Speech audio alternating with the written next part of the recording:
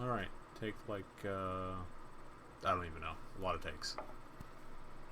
Does it work this... there we go. Man. The audio broke like the last, like, 6-7 times. Well, the text is still broken, but we're just gonna keep rolling. This is Yugioh Duelist of the Roses, Part 1. Part 1, Part 8. It's based on an actual historical event. It's still a Yu-Gi-Oh game, don't worry. There's plenty of cards going around. It's going to introduce us to all the people going on, but it's not going to really work because the text is cut off, and we're in an opening animation. And what that was is we, the character, protagonist, were being summoned from, yeah, he's explaining it. It's a legend. We're here to defeat the evil Rosencruz, evil Seto Kaiba. Go figure, it's a Yu-Gi-Oh game. We're gonna put our name in. Our name matters. I'll explain that again in a second, but he's gonna give us a basic rundown of what's going on. More or less, he's part of the Red Rose side. There's two sides, red and white. And the Red Rose side is basically losing horribly. And they've gotten very desperate. They decided, we're going to risk it all on this ancient legend summoning thing. Because why not? I mean, we're going to lose anyway. And then he's going to explain the rules for dueling in this game is different from every other game. It's unique to this one. They call it the perfect rule, favorite quotes. You will have a deck leader, and then you will have your regular cards. Your deck leader matters a lot, but not right now. I'll go into that again as soon as we get into our first duel. I already picked what we are going to be. We're going to be Thunder Nan Yan. Because it's a moderately powerful deck that I've never used. Except for the other, like, 8 takes. So if it looks like I know what I'm doing, it's probably because I've already seen every card in the deck. But here we go. This is Seto. Seto Rosencruz, or whatever they call him. And now they're talking about the cards are sorcery, and if you combine them all, you get the Spell of Doom. Seto's like, it's not the Spell of Doom. You're crazy. It's the ultimate power. Simon's like, what are you on about?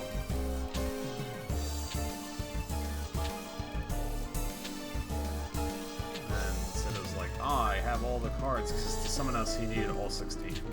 And the explanation we're given is because the white rose cards were used to perform some kind of like barrier.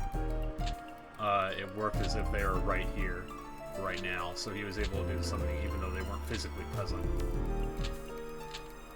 But he did bring all 8 red cards with him to do this. So Seto's like, I'll just take all the red cards right now and you'll just lose. And Simon's like, well, you see, I've already sent them away, so that's not going to happen. And now, what's happened is Seto's like, well, if I can't get the cards, I'm going to take your Duelist instead. Because, for us to be sent home, we need all 16 cards again. Simon's already sent them away. So they have 8 cards still. The red side still has all 8 of theirs. The white side has always had all 8 of theirs. And Seto makes the argument, well, you could side with either one of us. Because, you know, we both have 8, so it'd be equal footing. But the red side was very desperate in losing. Are you sure you really want to go in with them when their ship is already sinking? When you can just side with the white rose, and we'll definitely win, for sure, with you on our side. But I find that Seto's side, if you join with him, the opening fights are way, way, way too easy. So we're siding with the red side to make it more difficult. But he's still cool about it. He's like, well, it wouldn't be very fun to just win right now, so I'll go ahead and let you meet up with Yugi, and then after that, you're fair game, open season. So now we go over to meet with Henry Tudor, Yugi, in his home turf. And now get more exposition. Simon's been summoned from Scotland, blah blah blah, and then he explains, Henry Tudor's my name. I would love to go beat up the White Rose people, but I don't know how. And then it also explains how we're supposed to win the cards. So for us to win, we have to duel somebody, and we have to have a duel cost lower than their duel cost. Or deck cost, sorry, not duel cost. The deck cost is going to be at the top right in green for everyone that we look at. When we look at their little base of operations, it'll tell us. And we've landed, and we're going to get immediately choice. Free choice. That's all this game is about. You can go wherever you want. You can join Yugioh, you can join Kaiba. You can go to fight Evil Underwood. Or you can go and fight Rex Raptor. And free choice. Our deck cost is 830, so we have to be facing someone higher than that. 854 is more than 830, and so is 900, whatever he has. So again, free choice. And we're going to go ahead and save, since everything's working this time. Save. And we're going to go ahead and try and beat Rex. Now, I already know exactly what our deck has in it. There are ways for us to win. There are ways for him to completely stop us from winning. It really just comes down to what he plays and when I get to draw on the first 20 cards.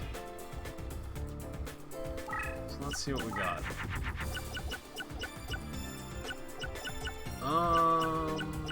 We've got garbage.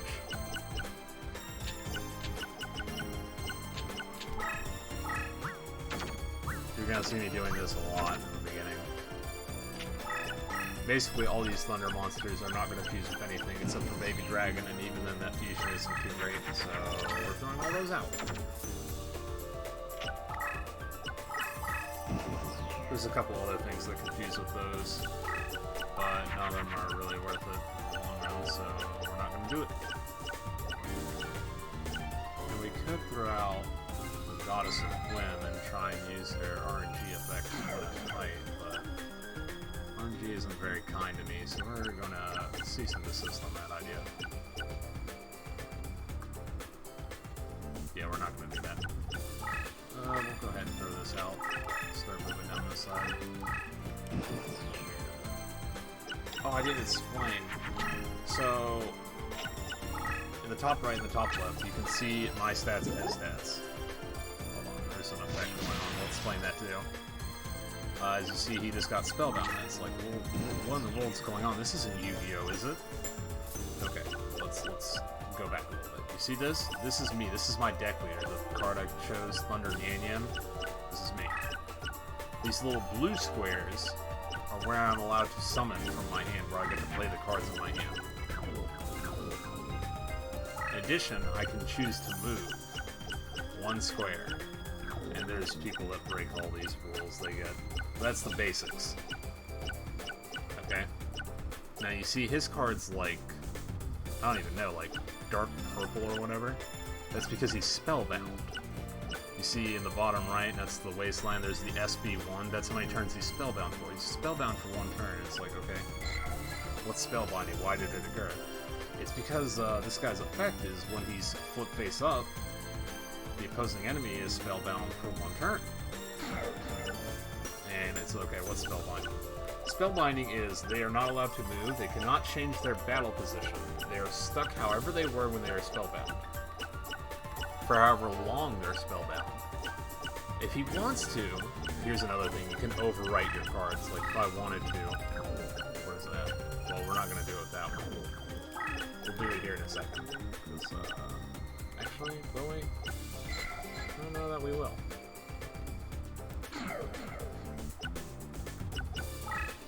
But if I wanted to, I could run one of these cards into another card, and it would get rid of whichever one.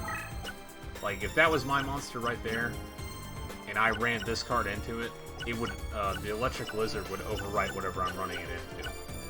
If it was my card. Then you also see the terrain up, is what it is. Which means he has the terrain advantage, because he's a dinosaur. Dinosaurs have terrain advantage on Wasteland, so do zombies. There's a bunch of other stuff going on, but that's the basics. Up at the top middle, you see the turn counter where you have 97 turns to decide a winner before it results in a tie. Unless someone takes life point damage. It never comes into play, don't worry about it. I think that's everything for right now. And we'll go into more stuff as it occurs.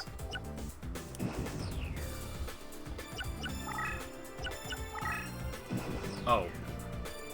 If I ever manage, it's probably not going to happen in this particular duel, but if I ever manage to get right up on his deck leader, and I run my Skull Bird right into the attack position and hit him, he's going to take direct life point damage. That's how you do direct damage in this game. Same for me, if someone gets right up on me and they hit me directly, that's direct damage. But most of the time it won't come down to that. The game will be over far before that.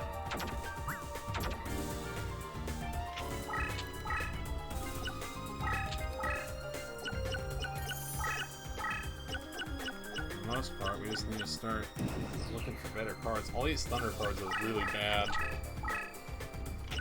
They don't really fuse with much anything. Oh, I forgot to turn it off. There's 3D battles in this game. I know, quite advanced for its time, isn't it? It's a PlayStation 2 game, and they actually don't look that bad. All things considered. We'll go ahead and show this one just to let you have an idea. Oh, also, you see the terrain? That's because we're on Wasteland. So the terrain actually changes based on where you are. But you lose, then you're absorbed by the light. And then they do their little victory dance.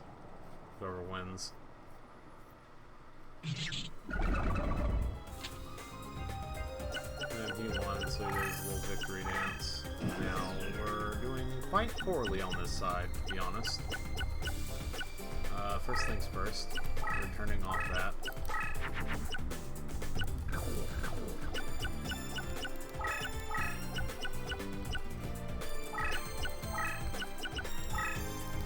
Alright, we're gonna fusion our 2 cards. Oh, if you played the regular game, you're like, what do you mean fusion? You don't have a polymerization. Yeah, you don't use polymerization in this game.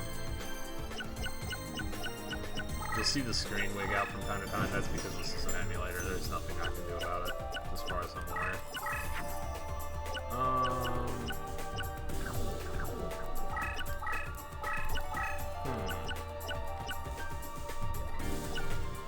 I'm curious now. Does that count as a female type? Oh yeah, fusions are very odd in this game in general. Sure is. Okay. Something that happened earlier makes much more sense now.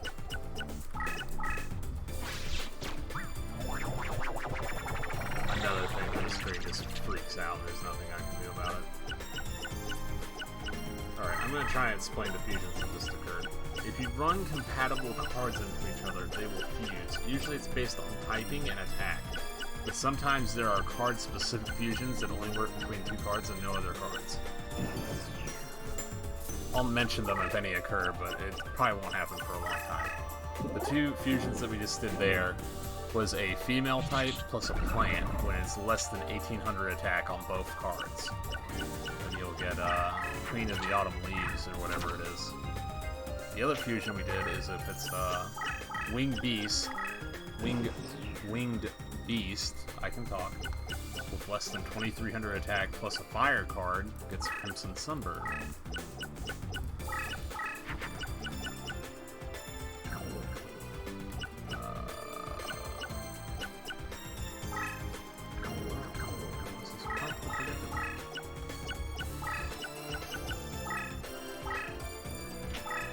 Couple of good cards in our hand. We can work with this.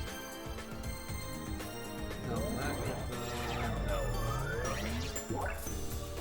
We're gonna have to hide in this little corridor. I don't like going into this area, but I don't think we have a choice this time. It's most unfortunate.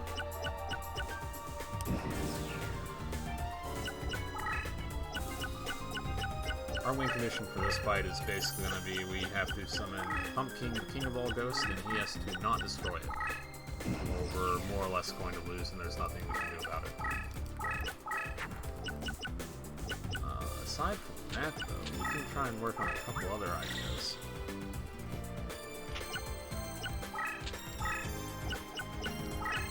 But first, we gotta get out of here. Alright. Sometimes you'll see me attack, and then, you know, nothing happens.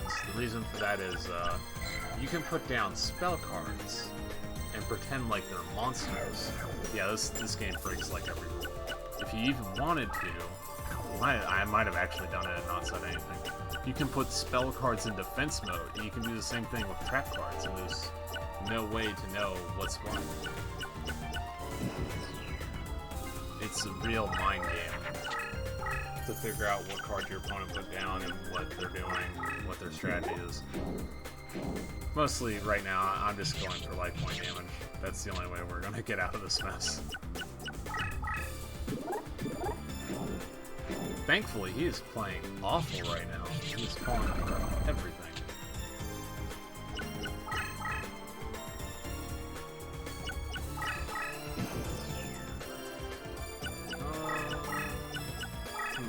Move 2, and we'll get right up on him, but he can easily summon something way over 2300 attack, so this might backfire.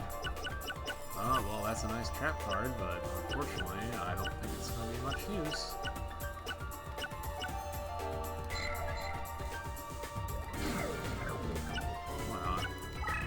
I'm curious about this. Will this show the last card he played if it's dead? Oh.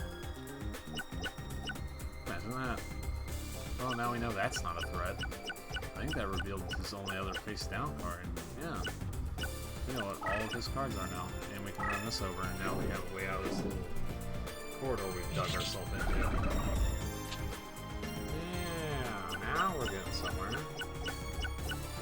Getting someone that gets over that. Practical and Brachioritis. I think that's it. Unless he starts powering stuff up and then everything goes out the window.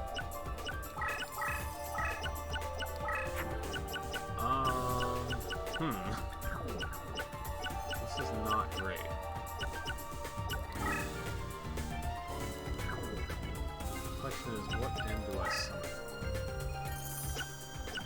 We'll just do it on this end. We're taking too long. This episode's gonna end up being like 40 minutes of me just droning on. I'm sure everyone's bored by now. I'm sorry. What? 1300 still? Okay, we'll go straight for you. And that thing can just sit over there because it's useless. I had an idea for it at one point, and I've used since it's expired. We have 5 monsters on the field. We're at our limit. Another thing, you have a limit of cards on the field. You can only have 5 monsters, and you can only have 5 spells and traps. So if you ever count the opponent has more than 5 cards on the field, you know it has to be a mix.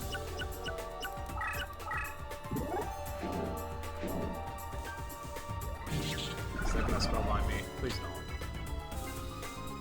don't. Okay, I'm gonna spellbind you. This is the problem when multiple episodes mess up. I don't remember if I told you what spellbinding is or not. I'm sure I'll figure out later. Just in case I did in a brief overview. If you're spellbound, you're not allowed to move your card at all in any way. You can't move it to defense mode, you can't do nothing until it's unspellbound. Spellbindings take a while depending on what the cause was. Sometimes there's an effect that triggers it. Sometimes it's just conflicting types like there was there. Like Earth and Fire is apparently a conflicting type. You'll see it because the little attribute symbol down at the bottom starts flashing.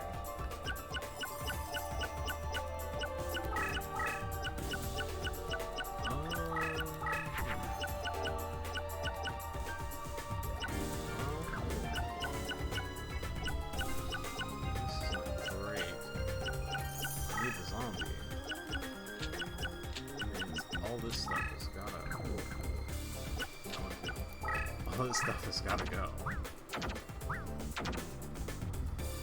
You're gonna see me toss away that insect every time I see it, because insects don't use with anything at all. And 1200 attack is just not gonna cut it in our battles.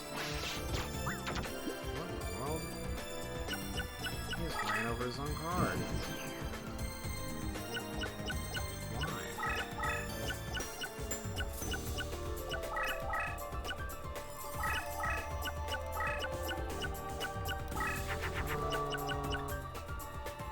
kidding me? Still not any?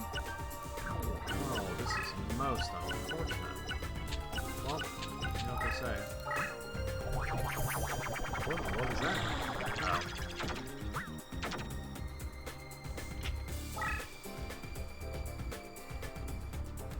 This is fine.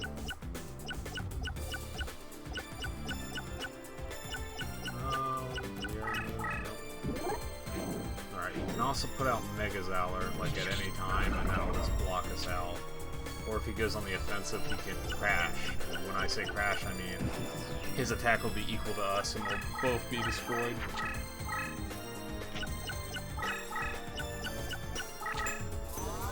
Red Medicine. Okay, I think... No, he didn't quite lose all of that. Because I can't move 2 spaces, but he's put himself in a real rough position now. He has to play something that can kill one of these monsters this turn or he loses. Which isn't that hard, to be honest, so he's not that bad off. Unfortunately, I just lucked out. And now we can have another strategy.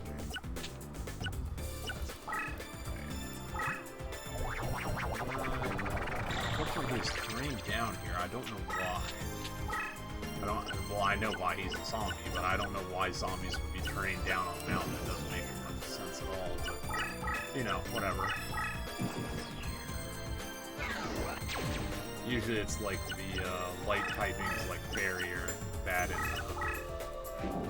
Yami, which is the dark field, or it's like the fire types are really bad in the ocean field, you know, it's straightforward.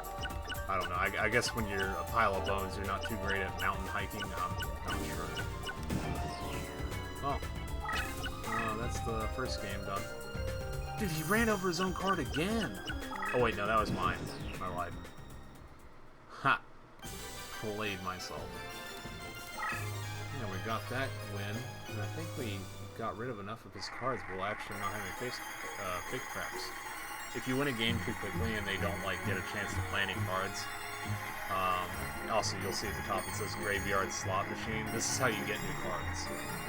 Whatever cards are in their graveyard, unless it's an extremely rare card, which won't appear here at all their cards will be here. And let's see.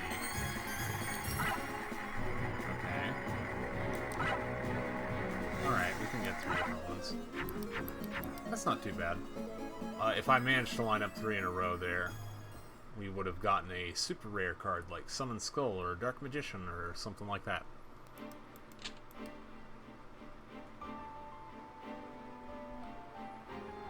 But we will be seeing quite a lot of Rex Raptor in the near future. In fact, I think we might do a second duel against him next time. And I'm not sure if I'm going to decide to speed it up or what. But we'll go ahead and save. And I'm going to save state. And just to be super certain, I'm going to double save state.